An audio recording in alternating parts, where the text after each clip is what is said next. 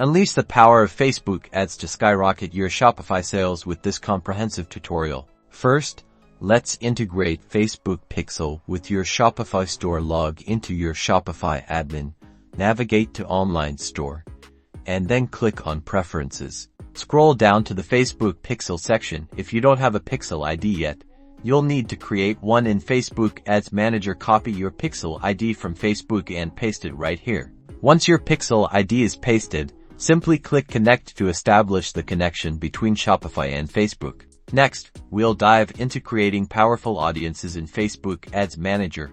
Go to Audiences. You can create custom audiences based on website visitors, customer lists, or engagement with your Facebook page. For a highly effective approach, create a custom audience of people who have viewed specific product pages on your Shopify store. This allows you to retarget interested buyers. Now, let's build your ad in Ads Manager. Click Create to start a new campaign. Choose your campaign objective. For e-commerce, sales or conversions are usually ideal.